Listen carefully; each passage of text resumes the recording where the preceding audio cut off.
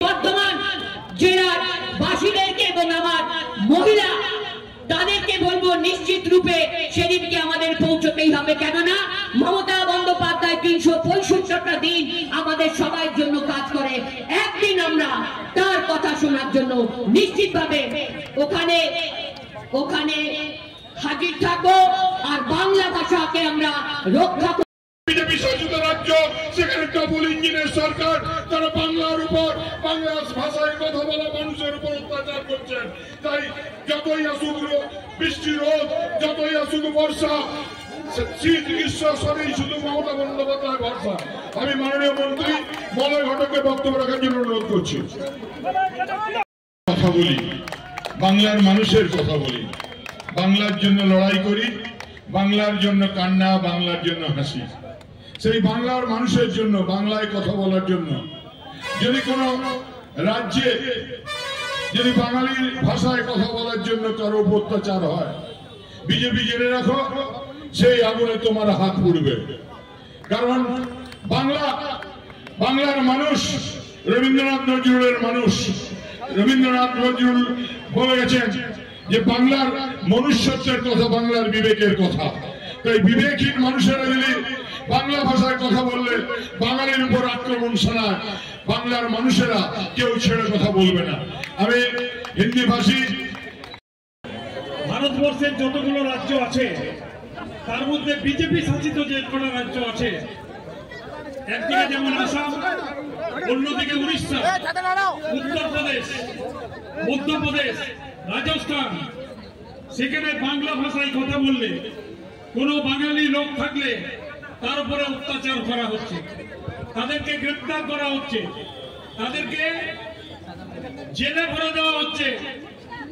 এই যে বাংলা এবং বাঙালিদের উপরে বিজেপির অত্যাচার, সেই অত্যাচারের বিরুদ্ধে আজকে তৃণমূল কংগ্রেসের ডাকে মাননীয় মুখ্যমন্ত্রী আজকে কলকাতায় হেঁটেছেন এবং সারা জেলায় জেলায় আজকে এই মিছিল হচ্ছে। আমরা পশ্চিমবঙ্গে বসবাস করি, এই পশ্চিমবঙ্গে কারা জন্মেছেন? রবীন্দ্রনাথ ঠাকুর। তিনি কি বলেছেন? নানা ভাষা, নানা মত, নানা পরিধান, বিবিধের মাঝে দেখো মিলন মহান। তিনি বলেছেন আমাদের ভারতবর্ষে অনেক রকম ভাষা, অনেক রকম জাতি, অনেক রকম ধর্ম, কিন্তু তার মিলনটাই হচ্ছে সব থেকে বড় এবং সেটা হচ্ছে পশ্চিমবঙ্গ। আজকে কাজী নজরুল ইসলাম কি বলে গেছেন? হিন্দুরা ওরা মুসলিম, ওই জিজ্ঞাসে কোনজন, কান্নারি বড় ডুবিছে মানুষ, সন্তান মোর মা। কাজী নজরুল ইসলাম বলে গেছেন ধর্ম নয়, মানুষ হচ্ছে সব থেকে বড়। আজকে স্বামী বিবেকানন্দ তিনি হিন্দু ধর্মের প্রচার করেছিলেন সারা বিশ্বে, তার সঙ্গে যিনি থাকতেন, যিনি ছিলেন, তার নাম কি? ভগিনী নিবেদিতা, সিস্টার নিবেদিতা। তিনি কিন্তু খ্রিস্টান ধর্মের মহিলা ছিলেন। হিন্দু ধর্মের প্রচার খ্রিস্টান ধর্মের মহিলাকে সঙ্গে নিয়ে করেছিলেন। আজকে নেতাজি সুভাষচন্দ্র বসু তিনি যখন সিঙ্গাপুরে গেছিলেন আজাদ হিন্দ ফৌজ নিয়ে, সিঙ্গাপুরের একটা মন্দিরে তাকে ডাকা হয়েছিল।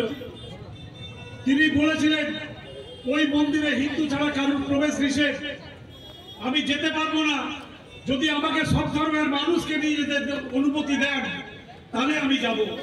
নেতাজি সুভাষচন্দ্র বোস সমস্ত ধর্মের হিন্দু, মুসলমান, শিখ, ইসাইকে নিয়ে সেই মন্দিরে গিয়ে পুজো দিয়েছিলেন। তাই বাংলাতে যে সমস্ত মনীষীরা জন্মগ্রহণ করেছেন, বাংলার মনীষীরা যে জিনিস আমাদের শিখিয়ে দিয়ে গেছেন, আজকে ভারতীয় জনতা পার্টি ভারতবর্ষের বিভিন্ন রাজ্যে বাঙালিদের উপর অত্যাচার করে আজকে কিন্তু তারা বাংলাকে হেয় করার চেষ্টা করছেন, বাঙালিকে হেয় করার চেষ্টা করছেন। তাই আজকে আমাদেরকে গর্জে উঠতে হবে। আমরা পশ্চিমবঙ্গে যারা বসবাস করি, তারা যে ধর্মেরই মানুষ হই, তারা যে ভাষাভাষীর মানুষ হই, তারা যে জাতিরই মানুষ হই, আমরা সবাই কিন্তু পশ্চিমবঙ্গের লোক, সবাই পশ্চিমবঙ্গের লোক। এবং সবারই মুখ্যমন্ত্রীর নাম হচ্ছে মমতা ব্যানার্জি। তাই মমতা ব্যানার্জির নেতৃত্বে আজকে সারা পশ্চিমবঙ্গে তিনি যে ডাক দিয়েছেন, আসানসোলের হাজার হাজার মানুষ এত দুর্যোগের সত্ত্বেও, এত বৃষ্টির সত্ত্বেও এত দূর পথ প্রতিক্রমা করে এখানে উপস্থিত হয়েছেন, তার জন্য আমি